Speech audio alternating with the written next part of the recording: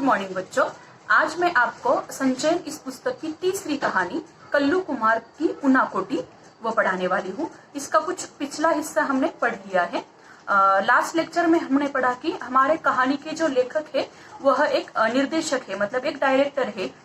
वो फिल्मों से संबंधित है और वह एक श्रृंखला मतलब एक सीरियल बनाना चाहते थे, क्योंकि उस सीरियल के माध्यम से वह त्रिपुरा इस राज्य की जानकारी पूरे भारतवासियों को वो देना चाहते थे। त्रिपुरा की जानकारी इकट्ठा करने के लिए और वहाँ का शूटिंग के लिए वह त्रिपुरा में गए थे। तो त्रिपुरा में वह किन किन लोगों के साथ मिले थे वो हम देख रहे हैं।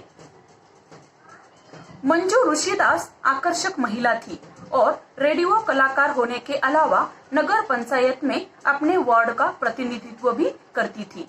हमने लास्ट लेक्चर में देखा था कि वहां पर जाकर कुछ बड़े बड़े आदमियों से भी लेखक मिले थे। तो पहले जो आदमी थे वह एक वहां के लोकगीतों को गाने वाले एक गायक थे, और वह दूसरी महान व्यक्ति से जब लेखक मिले तो वह थे मंजू ऋषिदास। वह एक मोचियों के समुदाय से है, लेकिन मोचियों के समुदाय का जो काम होता है मतलब जूते वगैरह बनाना, तो वो लोग सिर्फ वही काम नहीं कर रहे थे, वो लोग अब दूसरा भी काम कर रहे थे। जो वाद्य होते हैं मतलब तबला है या फिर ढोल है, उसके मरम्मत का या फिर उसको बनाने का काम भी यह लोग अब करने लगे थे। और मंजू ऋषिदास जो है वह आकर्षक महिला में एक अच्छी दिखने वाली तो महिला थी ही, लेकिन एक रेडियो कलाकार भी थी। और वह नगर पंचायत जो आपको पॉलिटिक्स में होगा, नगर पंचायत या फिर महानगर पालिका, नगर पंचायत, ग्राम पंचायत, ये सब आपको आपके पॉलिटिक्स में होगा। तो नगर पंचायत में अपने वार्ड का प्रतिनिधित्व भी कर रही थी, मतलब उस वार्ड की वह सदस्य थी। और वे निरक्षर थी, लेकिन अपने वार्ड की सबसे बड़ी आवश्यकता यानी स्वच्छ पेयजल के बारे में उन्हें पूरी जानकारी थी। मतलब थी तो वह अनपढ़, पढ़ी लिखी नहीं थी, लेकिन फिर भी उसका जो वार्ड है, जैसे हम भी देखते हैं कि हमारे वार्ड का एक तो कोई नेता होता है, ठीक इसी प्रकार से यह थी। तो उनके वार्ड की जो आवश्यकता है, पहली आवश्यकता की स्वच्छ पेयजल। पेयजल मतलब पीने का पानी, क्योंकि वहां पर पीने के पानी की समस्या थी, अच्छा पानी पीने को नहीं आ रहा था लोगों को। तो यह समस्या को दूर करने के लिए भी उसने प्रयास किया था। नगर पंचायत को वे अपने वार्ड में नल का पानी पहुंचाने और इसकी मुख्य गलियों में ईंटें बिछाने के लिए राजी कर चुकी थी। मतलब उसने अपने पॉलिटिक्स के करियर में जो कुछ काम किया था वो बताया है। एक तो उसने काम किया था घर घर में नल होने चाहिए, मतलब हमारे यहाँ पर होते हैं क्योंकि हम सिटीज में रहते हैं, तो यहाँ पर नल के अलावा कोई दूसरा ऑप्शन नहीं होता है हमारे यहाँ पानी के लिए। लेकिन जो छोटे छोटे गांव होते हैं तो वहां पर घर घर में नल नहीं होता है। बहुत सारे घर ऐसे होते हैं जो कुएं से पानी लाते हैं या फिर दूसरों लोगों के यहाँ से पानी लाते हैं। तो इसने यह महत्वपूर्ण काम किया था कि अपने जो वार्ड के जो लोग हैं, हर एक व्यक्ति के घर में नल का पानी आना चाहिए। और दूसरा है मुख्य गलियों में, जो मेन गली जो होती है उसमें ईंटें बिछाना, मतलब रोड पर जैसे हम फर्श बिछाते हैं तो वहां पर उसने ईंटें बिछाने के लिए वह उसके जो ऊपरी अधिकारी है उनको राजी कर चुकी थी। और ये दो अच्छे और बड़े काम उसने अपने वार्ड के लिए किए थे। हम भी देखते हैं कि हमारे वार्ड का भी कोई ना कोई लीडर होता है, जैसे कि यहाँ पर किसी की एरिया में, मतलब आपके एरिया में कोई रानीताई भोसले हो सकता है या फिर दूसरा कोई और पॉलिटिशियन हो सकते हैं, आपके एरिया के लीडर हो सकते हैं, तो वो भी अपने वार्ड के लिए कुछ ना कुछ काम करते हैं। तो ये भी कुछ अपने वार्ड के लिए अच्छा काम कर रही थी। हमारे लिए उन्होंने 2 गीत गाए और इसमें उनके पति ने शामिल होने की कोशिश की, क्योंकि मैं उस समय उनके गाने की शूटिंग भी कर रहा था। वहां पर वह जो मंजू ऋषिदास है उसने लेखक के लिए, क्योंकि लेखक शूटिंग कर रहे थे, शूटिंग के लिए वहां गए थे, तो उसने 2 गाने गाए और उनके पति जो है पति ने भी शामिल होने की कोशिश की, क्योंकि लेखक गाने का शूटिंग कर रहे थे। उनके पति मतलब वो तो कोई इतने बड़े गायक नहीं थे, फिर भी वह गाने में शामिल हो गए, क्योंकि उनको भी लग रहा था कि शूटिंग के समय उनकी खुद की भी शूटिंग हो, इसलिए वह भी अपने पत्नी के गाने में शामिल हो गए। गाने के बाद वे तुरंत एक गृहिणी की भूमिका में भी आ गई और बगैर किसी हिचक के हमारे लिए चाय बनाकर ले आई। मतलब उसने अपना गाने का काम किया, लेकिन तुरंत वह अपनी गृहिणी मतलब हाउसवाइफ, मतलब जो हमारे घर पर भी जो हाउसवाइफ होती है गृहिणी जो होती है, वह जो काम करती है वह काम वह तुरंत करने लगी। तुरंत लेखक के लिए चाय नाश्ते का भी इंतजाम उसने किया था और बिना किसी हिचक के। मतलब देखो, हम देखते हैं कि बहुत ऐसी जो सेलिब्रिटी महिलाएं होती है या फिर जो बड़े घर की जो औरतें होती है वो तो कर सकती है, लेकिन जो सेलिब्रिटी महिलाएं हम देखते हैं, किसी एक्ट्रेस को देखते हैं या फिर किसी बड़ी सिंगर को हम देखते हैं, तो वह मतलब घर के कामों से हिचकिचाती है या फिर लोगों को कभी मतलब कुछ ऐसी होती है कि खुद के बारे में सब बताती है कि मुझे कुकिंग में इंटरेस्ट है, मैं किचन में भी जाती हूँ, किचन के काम करती हूँ, लेकिन कुछ ज्यादा बताती नहीं है या फिर करती भी नहीं है। तो किसी को बताती है लेकिन लोगों को बताने में शर्म आती है कि हाँ मैं किचन के काम करती हूँ, घर के काम करती हूँ, किसी को शर्म आती है। इसमें शर्माने की कोई बात नहीं है। खाना पीना तो सबको चाहिए, मतलब चाय चाहिए, खाना चाहिए, नाश्ता चाहिए, तो बनाने में शर्म कैसी। तो सभी को खुद के काम खुद को करने आना चाहिए और वो जाहिर करने में, लोगों के साथ शेयर करने में शर्म किस बात की है। खाना बनाना तो अच्छा काम होता है, कोई चोरी का काम नहीं होता है। तो यह भी जो है मंजू ऋषिदास बिना किसी हिचक के वह लेखक को चाय लेकर आती है। मैं इस बात को लेकर आश्वस्त हूँ, आश्वस्त होना मतलब विश्वास होना, आश्वस्त हूँ कि किसी उत्तर भारतीय गांव में, उत्तर भारत मतलब वहां पर जो हमारे भारत के ऊपरी जो राज्य है, जो मध्य प्रदेश से नीचे के जो राज्य आते हैं, तमिलनाडु वगैरह, वो दक्षिण के राज्य है, उसके ऊपर जो राज्य होते हैं वो उत्तरी राज्य है। उत्तरी भारतीय गांव में ऐसे होना संभव नहीं है, क्योंकि स्वच्छता के नाम पर एक नए किस्म की अछूत प्रथा का अब भी वहाँ चलन में है। मतलब वहां पर छूत अछूत की प्रथा जो है वह अभी भी है कि जो छोटे छोटे काम होते, मतलब झाड़ू पोछा, साफ सफाई का काम, ये इस निचले जाति के लोगों का काम है। ऊपरी जो काम है, पढ़ाई लिखाई, ये अच्छे अच्छे काम है, वो ऊपरी जाति के जो लोग हैं उनका यह काम है। ये छूत अछूत की प्रथा वहां पर आज भी मौजूद है, क्योंकि वहां पर शिक्षा का अभाव है। मतलब हमारा महाराष्ट्र है या फिर गुजरात है, ये शिक्षा में, एजुकेशन में अच्छा काम कर रहे हैं या फिर अच्छे पढ़े लिखे लोग हैं। केरला में भी है या फिर साउथ के राज्यों में भी अच्छे पढ़े लिखे काम है। तो शिक्षा की वजह से क्या होता है, जब हम शिक्षित होते हैं, जब हम एजुकेशन पा लेते हैं, तो हम ये जाति धर्मों का भेद, ये छूत अछूत की प्रथा, ये हम सब भूल जाते हैं, क्योंकि हमें ज्ञान मिलता है शिक्षा के द्वारा। लेकिन वहां पर ऐसा माहौल अभी भी था, छूत अछूत का माहौल। त्रिपुरा के हिंसाग्रस्त मुख्य भाग में प्रवेश करने से पहले अंतिम पड़ाव टिलियामुरा ही है। त्रिपुरा का हिंसाग्रस्त मतलब जहां पर मार काट अभी भी की जाती है या फिर मारकाट की घटनाएं होती है। शायद वो नक्सलवादी एरिया, जैसे कि हमारे यहाँ पर भी है कुछ एरिया। गढ़चिरोली जो जिला है हमारे महाराष्ट्र का, वह जिला इसलिए प्रसिद्ध है क्योंकि वह नक्सलवादी एरिया है। कुछ नक्सलवादी लोग, मतलब आतंकवादियों की तरह ही वो लोग होते हैं। मतलब इलाके के लोगों को डराना धमकाना, या फिर जो सरकारी मतलब पुलिस वगैरह है उनको डराना धमकाना, इस तरह से वो काम करते हैं, हिंसा का काम करते हैं, लोगों को मारना पीटना। तो वहां पर भी ऐसा ही हिंसाग्रस्त ऐसा एरिया था जहां पर वो लोगों को डराते थे, धमकाते थे, या फिर गवर्नमेंट को डराना धमकाना, इस तरह से वो हिंसाग्रस्त एरिया था। हिंसा मतलब कि क्या, लोगों को मारना पीटना। हिंसाग्रस्त मतलब हिंसाग्रस्त एरिया। हिंसाग्रस्त मुख्य भाग में प्रवेश करने से पहले, मतलब लेखक वहां पर भी जाने वाले थे। तो अंतिम पड़ाव मतलब ठहराव, जहां पर वो ठहरने वाले थे, रुकने वाले थे, वह टिलियामुरा नाम का जो गांव है वहां पर वो रुके हुए थे और आगे उनको हिंसाग्रस्त भाग से ही जाना होता था। यहाँ पर वह रुके थे क्योंकि आगे का जो प्लानिंग था कि हिंसाग्रस्त भाग से पुलिस की सिक्योरिटी के साथ जाना होता था। तो क्या क्या सिक्योरिटी के जो उपाय है वो उनको क्या क्या करने चाहिए, सुरक्षा के लिए क्या क्या बंदोबस्त करना चाहिए, और सारी प्लानिंग भी जो वहां पर रुके हुए थे टिलियामुरा में, वहां पर वह कर रहे थे। राष्ट्रीय राजमार्ग 44 पर अगले 83 किलोमीटर यानी मनु तक की यात्रा के दौरान ट्रैफिक सीआरपीएफ की सुरक्षा में काफिलों की शक्ल में चलता है।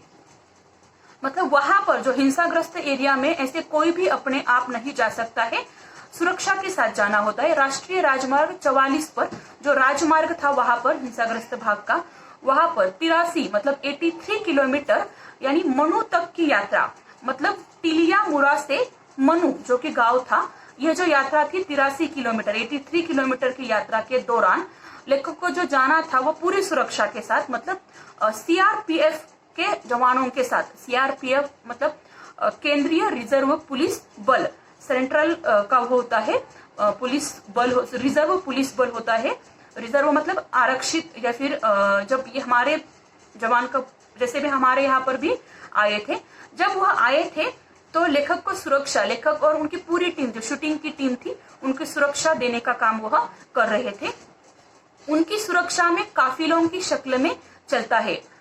मुख्य सचिव और आईजी मतलब सेना के जो, उस सेना के सीआरपीएफ के जो मुख्य जवान है या फिर अधिकारी है, और सीआरपीएफ से मैंने निवेदन किया, निवेदन मतलब प्रार्थना या फिर विनती की कि वे हमें घेरेबंदी में चलने वाले काफिलों के आगे आगे चलने दे।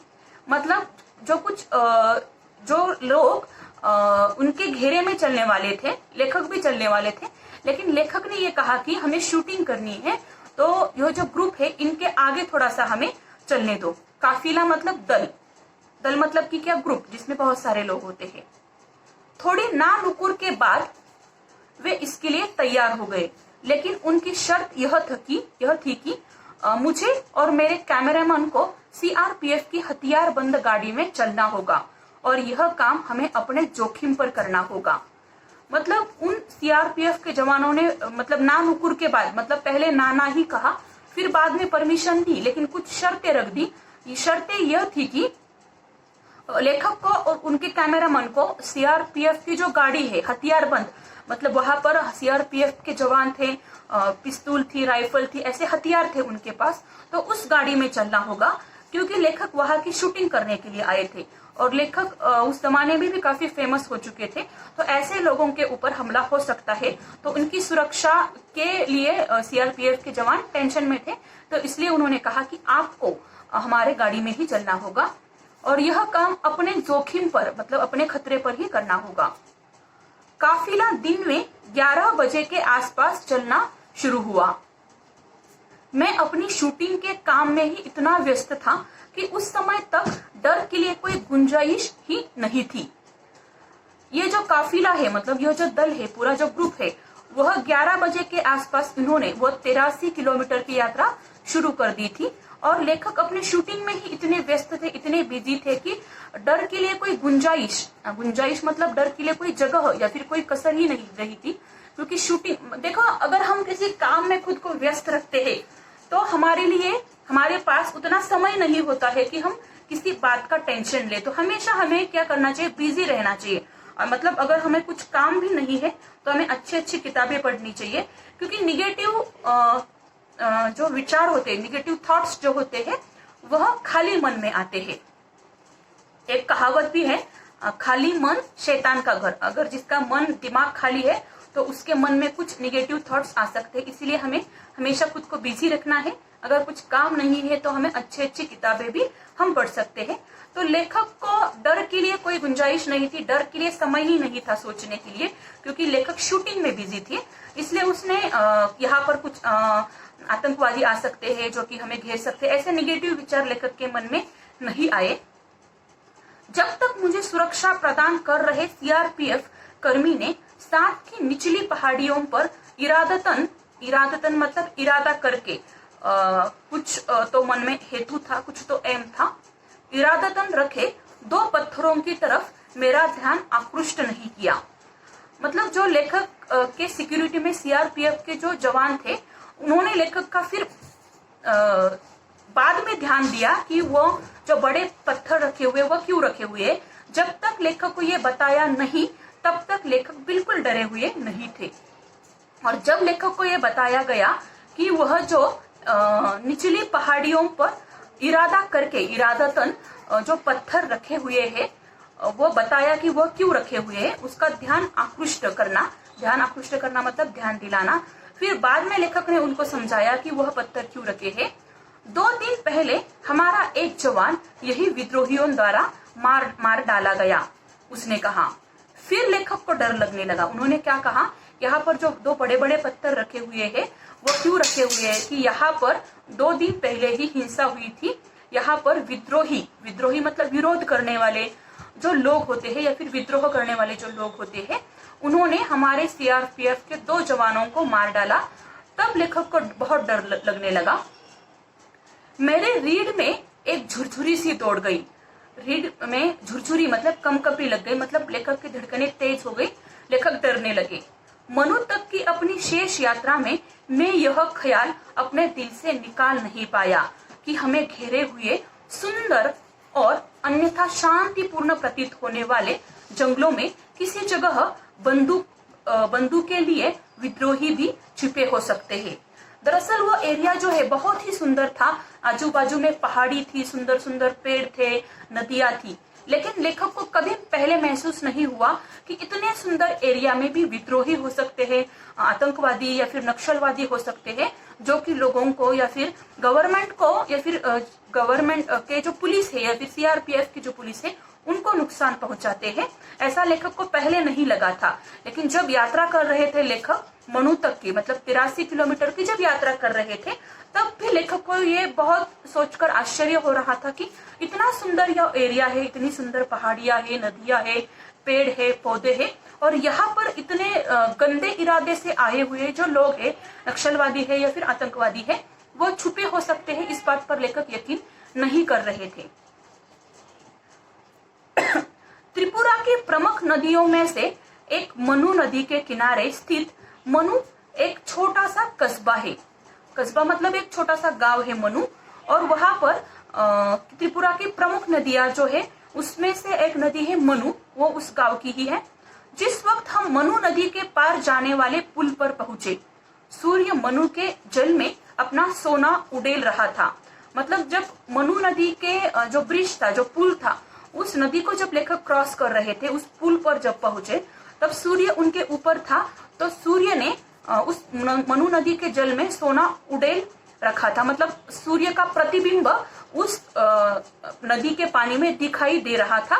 सूर्य का प्रतिबिंब दिखाई दे रहा था सुनहरा, तो इसलिए लेखक कह रहा है कि सोना उड़ेल रहा था। ये इसलिए कहा है कि सूर्य की जो सुनहरी धूप होती है सुबह सुबह की, वह उनको वहां पर दिखाई दे रही थी उस पानी के अंदर। वहां मैंने एक और काफिला देखा, काफिला मतलब दल देखा या फिर ग्रुप देखा। एक साथ बंधे हजारों बांसों का एक काफिला किसी विशाल ड्रैगन जैसे दिख रहा था और नदी पर बहा चला आ रहा था। सूरज डूबते सूरज की सुनहरी रोशनी उसे सुलगा रही थी और हमारे काफिले को सुरक्षा दे रही सीआरपीएफ की एक समूची कंपनी के उलट इसकी सुरक्षा का काम सिर्फ 4 व्यक्ति संभाले हुए थे। वहां पर लेखक को एक और काफिला देखा, मतलब दल देखा। वो दल किसका था? हजारों बांसों का एक काफिला किसी ड्रैगन की तरह, ड्रैगन एक जानवर है, आपको पता ही होगा, तो उसकी तरह बांस को हम मराठी में बाम्बू कहते हैं। आपको एक लेसन भी था, सास में बांस, 6 स्टैंडर्ड में वो लेसन था आपको। तो उस लेसन में हमने देखा था कि बांस कहाँ पर उगती है, बांस किस माहौल में बिकती है और बांस के उपयोग। तो यहाँ पर भी त्रिपुरा में बांसों की जो खेती होती है वो बड़े तौर पर की जाती है, फिर बांसों के जंगल भी होते हैं।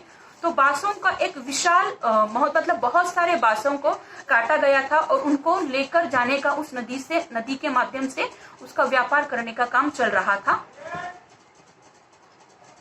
और उस सीआरपीएफ के जवान वहां पर भी थे, क्योंकि उन लोगों वो जो लोग व्यापार कर रहे थे वहां पर भी सीआरपीएफ के जवान अपनी सुरक्षा देने का काम कर रहे थे। अब हम उत्तरी त्रिपुरा जिले में आ गए थे। मतलब त्रिपुरा जिले का उत्तरी का जो भाग है, मतलब अगर एक जिले को हम देखते हैं, जैसे हम पुना क्यों भी देखते हैं दक्षिण पुना, हम न्यूज में देखते हैं कि दक्षिण पुना, उत्तर पुना, तो यहाँ पर जब लेखक गए थे त्रिपुरा जिले में आ गए थे, लेकिन उत्तरी भाग में आ गए थे। यहाँ के लोकप्रिय घरेलू गतिविधियों में से एक है अगरबत्तियों के लिए बांस की पतली सीकें तैयार करना। जो घर की घरेलू गतिविधि है, गतिविधि का अर्थ हमें यहाँ पर जो घरेलू काम होते हैं या फिर गृह उद्योग हम कहते हैं उसको, जो महिलाएं चलाती है, फिर पुरुष भी करते हैं गृह उद्योग, वो उसमें से प्रमुख काम है। मतलब जो घर में काम करते हैं, घर का जो छोटा सा बिजनेस होता है, वह वहां का जो एक बिजनेस है अगरबत्तियों के लिए बांस की पतली सीके मतलब तीली तैयार करना। जो हम अगरबत्तियों को देखते हैं तो बाजू का जो ब्लैक या फिर जो दूसरे कलर का भाग होता है, पीला भी होता है कभी कभी, तो वो खुशबूदार भाग होता है, लेकिन वह उस भाग को लपेटने के लिए पिछले मिडल में जो बहुत ही पतली लकड़ी होती है, अगरबत्ती की जो बहुत ही पतली लकड़ी होती है, तो वो बांस के द्वारा ही बनाई जाती है। बांस के माध्यम से, बांस का उपयोग करके उसको बनाया जाता है। तो ये लोग जो होते हैं, वहां का एक प्रमुख बिजनेस है लोगों का कि बांस को वो पहले काटते हैं, फिर उसकी बहुत ही पतली पतली तीलियां बनाते हैं, मतलब वो लकड़ी के बहुत ही छोटे छोटे टुकड़े करते हैं और फिर उसको कट करके अगरबत्ती के जो बीच में होता है उसको इतना पतला बनाते हैं। ये भी उनका एक बिजनेस है। अगरबत्ती बनाने के लिए इन्हें कर्नाटक और गुजरात भेजा जाता है, मतलब वहां से वो ट्रांसपोर्ट करते हैं, कर्नाटक में भी करते हैं, गुजरात में भी करते हैं। उत्तरी त्रिपुरा जिले का मुख्यालय कैलाश शहर है, जो बांग्लादेश की सीमा के काफी करीब है। और जब लेखक वहां पहुंचते थे तो उत्तरी त्रिपुरा जिले का जो मुख्यालय है वह कैलाश शहर है, जो बांग्लादेश की सीमा, क्योंकि त्रिपुरा राज्य में मैंने पहले ही आपको बताया 3 बाजू से बांग्लादेश ही है, तो उस सीमा के काफी करीब था यह कैलाश शहर। मैंने यहाँ के जिलाधिकारी से मुलाकात की, जो केरल से आए एक नौजवान निकले। मतलब यह जो जिलाधिकारी थे वो प्रॉपर त्रिपुरा के नहीं थे, ये केरल के थे। एक्चुअली हम देखते हैं कि ये जिलाधिकारी होते हैं या फिर गवर्नमेंट के एमपीएससी या फिर यूपीएससी जो एग्जाम देते हैं, बाद में वो बड़े बड़े अफसर बन जाते हैं, कोई कलेक्टर बन जाता है, तो और कोई बड़े तौर पर या फिर बड़े पदों पर काम करते हैं। तो उनको ये जरूरी नहीं है कि उसी राज्य में नौकरी करें, तो गवर्नमेंट उनकी बदली दूसरे राज्यों में भी करता है। हम देखते हैं कि हमारे महाराष्ट्र में या फिर मुंबई में भी दूसरे राज्यों के अधिकारी लोग यहाँ पर नौकरी के लिए होते हैं, गवर्नमेंट उनकी यहाँ पर भी ट्रांसफर करता है। और हमारे महाराष्ट्र के भी या फिर दूसरे राज्यों के भी जो गवर्नमेंट ऑफिसर है, जो एमपीएससी के थ्रू या फिर यूपीएससी के थ्रू इनका सिलेक्शन किया जाता है, दूसरे राज्यों में जो जाते हैं उनका यूपीएससी के थ्रू सिलेक्शन किया जाता है। तो यहाँ के जो जिलाधिकारी थे वह केरला से आए हुए थे और वे तेज तर्रार, मतलब बहुत ही तेज थे, मिलनसार, मतलब एक दूसरे के साथ प्रेम से रहने वाले और उत्साही व्यक्ति थे, मतलब बहुत ही स्फूर्तिले व्यक्ति थे, मतलब बहुत अच्छा अधिकारी ये था या फिर बहुत ही अच्छे जिलाधिकारी ये थे। चाय के दौरान उन्होंने मुझे बताया कि टीपीएस मतलब ये आलू का बीज होता है। जब आलू की खेती की जाती है तो उसके जो बीज होते हैं छोटे छोटे, उसको पहले लगाया जाता है। उन्होंने बताया, उस जिलाधिकारी ने लेखक को जानकारी दी कि टीपीएस मतलब टरू पोटैटो सीड्स, आलू का एक बीज है, सीड्स है, की खेती को त्रिपुरा में खासकर उत्तरी जिले में किस तरह सफलता मिली है। मतलब वहां के खेती करने में जो डेवलपमेंट हुई है उस आलू की वजह से, तो वो जिलाधिकारी जानकारी दे रहे थे कि यह जो बीज है ये अलग तरह का बीज है, पारंपरिक जो बीज ये नहीं है, ये अच्छा वाला बीज है, तो इससे जो उत्पादन मिलता है वो बहुत अधिक मिलता है। अब वह समझा रहे थे लेखक को। आलू की बुआई के लिए आमतौर पर पारंपरिक आलू के बीजों की जरूरत 2 मीट्रिक टन प्रति हेक्टेयर होती है। मतलब जब पारंपरिक आलू, मतलब जो पिछले जमाने के जो हमारे दादाजी परदादाजी जो उगा रहे थे खेतों में, उसको हम पारंपरिक पिछले जमाने के, उनको जब जरूरत होती है पारंपरिक आलू की खेती की, तो जो बीजों की जरूरत होती है, जो बीज होता है, जो सीड्स होते हैं, उसको 2 मीट्रिक टन मतलब 1000 किलोग्राम, ये एक माप है। मीट्रिक टन, 1 मीट्रिक टन मतलब 1000 किलोग्राम प्रति हेक्टर। हेक्टर मतलब एक जमीन का निश्चित भाग होता है। तो उस खेती के लिए पारंपरिक अगर आलू आपको लगाने हैं तो 2 मीट्रिक टन प्रति हेक्टर मतलब 1 हेक्टर के लिए यह बीज कितने चाहिए? 2 मीट्रिक टन। 1 मीट्रिक टन मतलब 1000 किलोग्राम। अब 2 मीट्रिक टन मतलब 2000 किलोग्राम यह बीज चाहिए। इसके बरक्स मतलब मापने की इकाई है यह। टीपीएस की सिर्फ, मतलब अगर पारंपरिक बीज दुगना लगता है तो यह जो टीपीएस जो नए जमाने का बीज है या फिर सीड्स है, यह सिर्फ 100 ग्राम मात्रा की 1 हेक्टर की बुआई के लिए काफी होता है। मतलब जो पारंपरिक बीज है प्रति हेक्टर मतलब 1 हेक्टर खेती के लिए यह 2 मीट्रिक टन मतलब 2000 किलोग्राम चाहिए। और टीपीएस जो बीज है, जो नए जमाने का है, आधुनिक है, जो आधुनिक विज्ञान के द्वारा संशोधित किया गया है, तो उसको 1 हेक्टर के लिए सिर्फ 100 ग्राम, 100 ग्राम आपको पता होगा, अगर हम 1000 ग्राम का 1 किलो होता है, तो इतनी कम मात्रा में यह बीज चाहिए। सिर्फ कम मात्रा में बीज लगाने से ये फेमस नहीं हुआ है उस इलाके में, वह उत्पादन भी बहुत ज्यादा देता है। 1 हेक्टर की बुआई के लिए सिर्फ 100 ग्राम टीपीएस का बीज चाहिए। त्रिपुरा से टीपीएस का निर्यात अब न सिर्फ असम, मिजोरम, नागालैंड और अरुणाचल प्रदेश को, बल्कि बांग्लादेश, मलेशिया, वियतनाम को भी किया जा रहा है। मतलब यह जो टीपीएस का जो बीज है आलू का, वह सिर्फ हमारे भारत के राज्यों में असम है, मिजोरम है, नागालैंड और अरुणाचल प्रदेश, यह जो सारे राज्य आपको जानकारी होगी ज्योग्राफी इस विषय के माध्यम से, असम, मिजोरम, नागालैंड, अरुणाचल प्रदेश, ये बहुत ही त्रिपुरा के नजदीक वाले राज्य है। 7 राज्य जो है वहां के उस एरिया के, तो उसी में से ये राज्य है। और ये त्रिपुरा राज्य सिर्फ इन्हीं राज्यों में निर्यात नहीं करता है इस बीज को, बल्कि बांग्लादेश, मलेशिया और वियतनाम, जो उनके मतलब भारत के पड़ोस वाले जो देश है, बांग्लादेश, मलेशिया, वियतनाम, इस देशों में भी हमारा त्रिपुरा इस टीपीएस आलू के बीजों का निर्यात करता है। मतलब ये बहुत अच्छी बात है। कलेक्टर ने अपने एक अधिकारी को हमें मुराई गांव ले जाने को कहा, जहां टीपीएस की खेती की जाती थी। फिर वहां के जो कलेक्टर है, जो केरला से उनको उनकी सिलेक्शन हुआ था, यहाँ पर भेजा गया था उनको, तो उन्होंने उनके जो एक अधिकारी है उनको मुराई एक गांव का नाम है, मुराई गांव ले जाने को कहा, जहां टीपीएस की खेती की जाती है। मतलब उस टीपीएस पोटैटो की खेती या फिर आलू की खेती देखने के लिए परमिशन दे दी थी, उस अधिकारी को कहा भी गया था। फिर जिलाधिकारी ने अचानक मुझसे कहा, क्या आप उनाकोटी में शूटिंग करना पसंद करोगे? क्योंकि उनाकोटी भी बहुत ही प्रसिद्ध है। यहाँ पर लेखक में अभी ये नाम आया है कल्लू कुमार की उनाकोटी।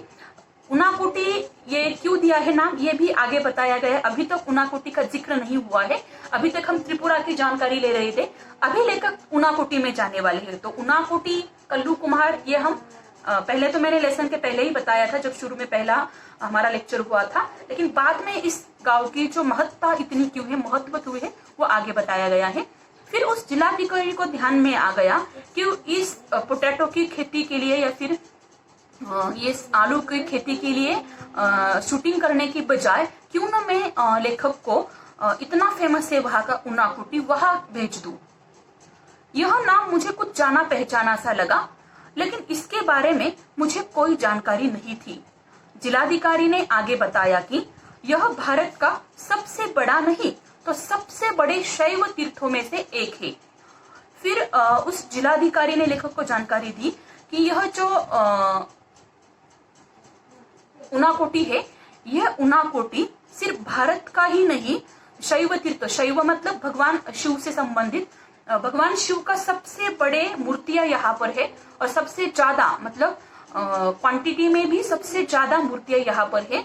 सिर्फ इंडिया के ही नहीं, बल्कि जो शैव तीर्थ है, या अगर इंडिया के बाहर भी जो लोग भगवान शिव जी को मानते हैं, तो वहां पर भी उतने बड़े शैव की मतलब शिव की मूर्ति नहीं है। सबसे ज्यादा फेमस शैव तीर्थों में ये सबसे ज्यादा फेमस है, और यहाँ पर सबसे ऊंची मूर्ति भगवान शिव जी की है।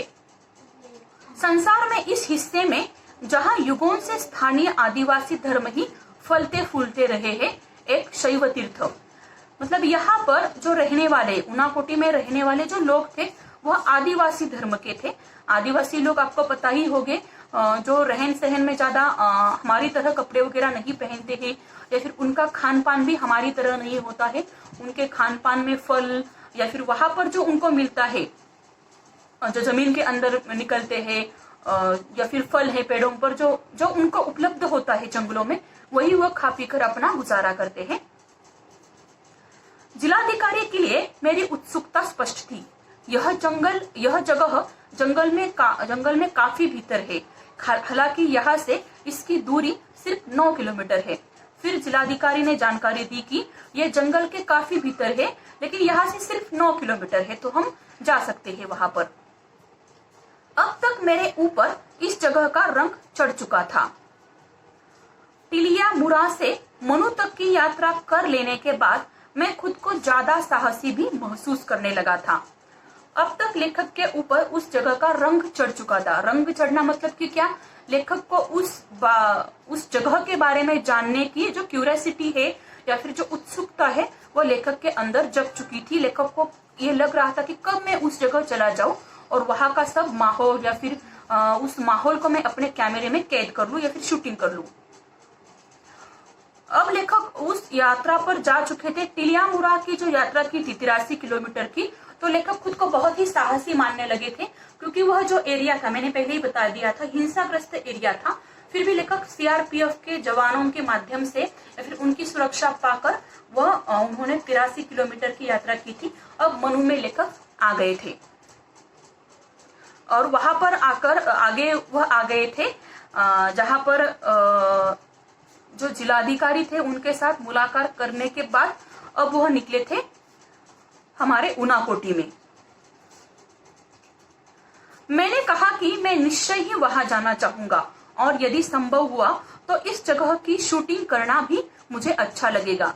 फिर लेखक को बहुत उत्सुकता लगने लगी थी उस जगह की, तो उन्होंने कहा कि मैं अवश्य वहां जाना चाहूंगा और वहां की शूटिंग की अगर मुझे परमिशन दी जाए तो मैं वहां की शूटिंग भी करना चाहूंगा। अगले दिन जिलाधिकारी ने सारे सुरक्षा इंतजाम किए और यहाँ तक कि उनाकोटी में ही हमें लंच कराने का प्रस्ताव भी रखा। फिर दूसरे दिन जो जिलाधिकारी है उन्होंने लेखक, क्योंकि डायरेक्टर थे, निर्देशक थे, तो लेखक के और उनके पूरे टीम की सुरक्षा का इंतजाम किया, उनके खाने पीने का भी इंतजाम किया, जो कि लंच का जो प्रस्ताव रखा उनके सामने वह भी उनाकोटी में ही रखा गया। वहां हम सुबह 9 बजे के आसपास पहुंच गए, लेकिन 1 घंटे हमें इंतजार करना पड़ा, क्योंकि खासे ऊंचे पहाड़ों से घिरी होने के चलते इस जगह सूरज की रोशनी 10 बजे ही पहुंच पाती है। लेखक उस उनाकोटी में 9 बजे पहुंचे, लेकिन वहां पर जो चारों बाजू में बहुत ऊंची ऊंची पहाड़ियां थी, तो इस पहाड़ियों की वजह से, ऊंचे ऊंचे पहाड़ थे, तो इस वजह से वहां पर जो रोशनी आती है वह देर बाद, क्योंकि सुबह सूरज तो उतना ऊंचा नहीं होता है, लेकिन जब जैसे 10, 11, 12 बजते हैं तो सूरज ऊपर चला जाता है आसमान में, तब हमें यह सूरज की रोशनी वहां पर मिलती है। हमारे यहाँ तो सुबह सुबह आती है, लेकिन वहां पर बहुत ऊंचे ऊंचे पहाड़ थे, इसीलिए 10 बजे ही वहां पर सूरज की रोशनी पहुंच पाती है। उनाकोटी का मतलब है 1 कोटि, यानी 1 करोड़ से 1 कम। उनाकोटी, उना मतलब कि क्या, हिंदी में हम उसको, उना मतलब कम, मतलब माइनस, और कोटि मतलब करोड़। 1 कोटि को 1 मूर्ति कम, इसलिए उसका नाम पड़ गया है उनाकोटी।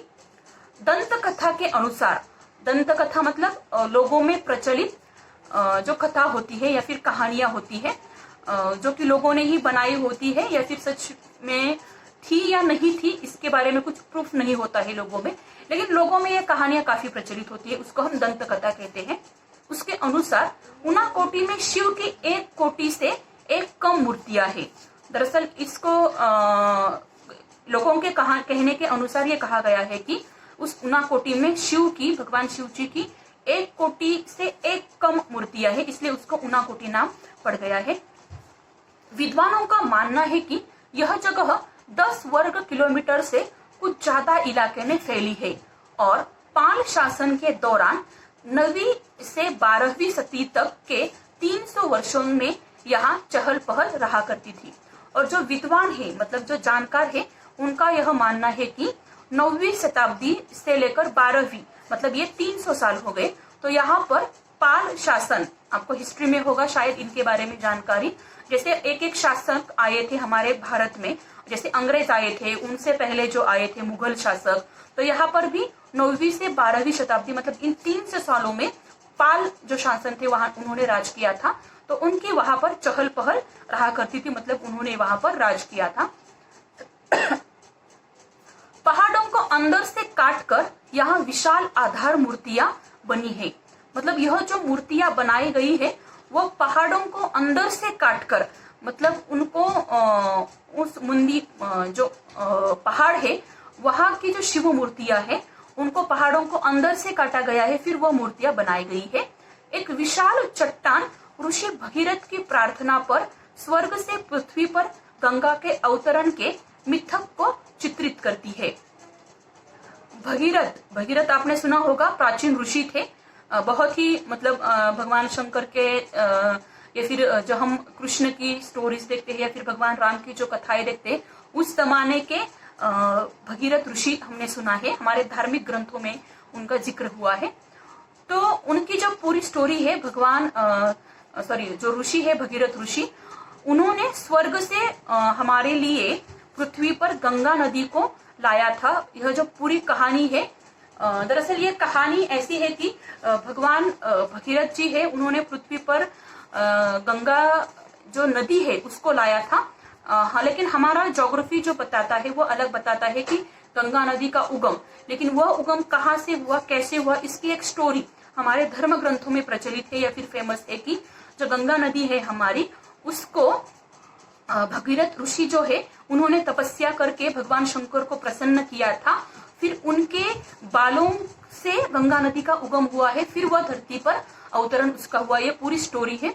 यह जो मिथक मतलब पौराणिक कथा है, उसका पूरा चित्रण उस पहाड़ी पर उनाकोटी अगर कोई गया है या फिर कोई यहाँ पर त्रिपुरा में गया है तो उसकी जानकारी आपको होगी शायद, कि वहां पर बहुत बड़ी चट्टान है।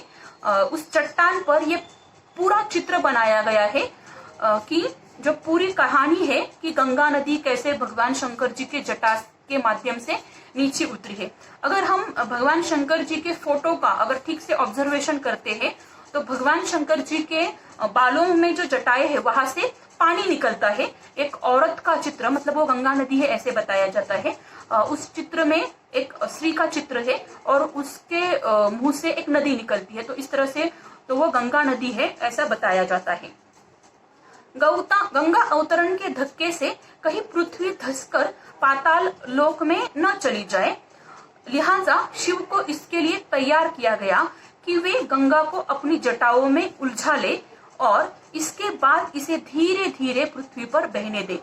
मतलब भगवान जो ऋषि भगीरथ जी है उन्होंने गंगा नदी को जो प्रसन्न किया था और भगवान शंकर को प्रसन्न किया था कि गंगा नदी को पृथ्वी पर लाया जाए, लेकिन गंगा नदी तो इतनी बड़ी नदी है और इतनी ऊपर से जब वो पृथ्वी पर आ जाएगी तो पृथ्वी की जो जमीन है इतने पानी की इतनी तेज धार से वह धंसकर नीचे चली जा सकती है।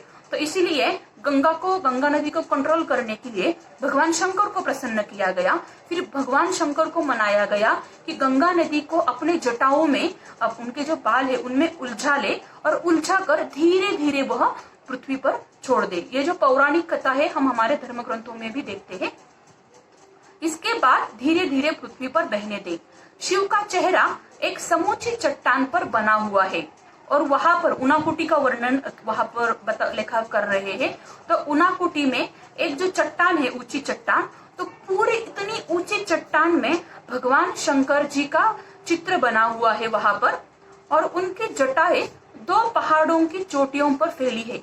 मतलब एक चट्टान पर सिर्फ भगवान शंकर जी का चेहरा है और उनकी जो जटाएं है, मतलब जो उनके बाल है, वह दो पहाड़ों की चोटियों पर फैले हुए उनके बाल है। इतने बड़े बाल वहां पर दिखाए गए हैं।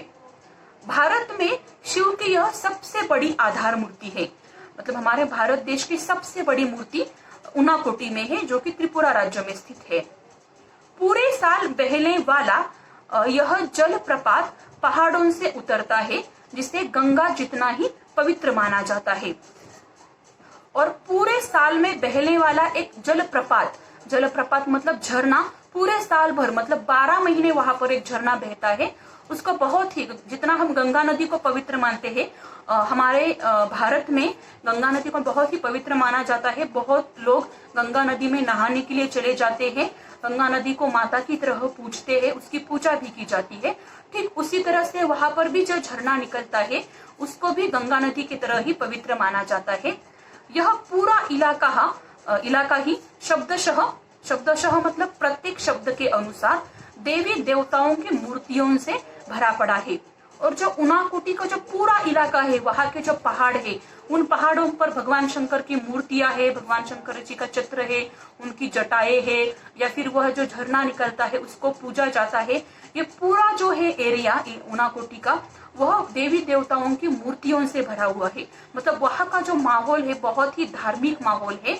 वहां पर जाकर हमें बहुत ही प्रसन्न लगता है। आपको भी अभी इस पाठ के माध्यम से हमें यह समझता है कि कितना बड़ा धार्मिक माहौल, हम कल्पना कर सकते हैं, हमारे मन में हम ये इमेजिन कर सकते हैं कि अभी भी हमारे मन में ऐसा आता है, भगवान शंकर की मूर्ति आती है, या फिर इतना बड़ा पहाड़ है, बहुत बड़ी भगवान शंकर जी की मूर्ति, ये सब हम यही से भी इमेजिन कर सकते हैं। तो वहां पर लेखक को जाकर बहुत ही अच्छा लगा। बहुत ही भक्तिमय माहौल वहां का है, शिवमय माहौल वहां का है, क्योंकि वहां पर भगवान शंकर जी की बहुत बड़ी बड़ी मूर्तियां है। सबसे बड़ी भारत की जो भगवान शंकर जी की मूर्ति है वह यहीं पर है। इन आधार मूर्तियों के निर्माता अभी चिन्हित नहीं किए जा सके। चिन्हित मतलब जिनकी अभी पहचान नहीं की जा सकी है। मतलब इन मूर्तियों को किसने बनाया, इसका फिक्स अभी किसी का नाम नहीं ले सकते हैं। लेकिन कहानी में बताया गया है कल्लू कुम्हार को, लेकिन इसका कुछ प्रूफ नहीं है। कल्लू कुम्हार का नाम बताया जाता है, लेकिन यह इसका कुछ प्रूफ नहीं है। इसीलिए बिना प्रूफ के ही जो दंत कथा है, लोगों में प्रचलित कथा है, इसके माध्यम से कल्लू कुमार का नाम है। लेकिन अगर ऐसे प्रूफली किसी का भी नाम नहीं लिया जा सकता है। इस कहानी का अगला हिस्सा हम नेक्स्ट लेक्चर में पढ़ेंगे।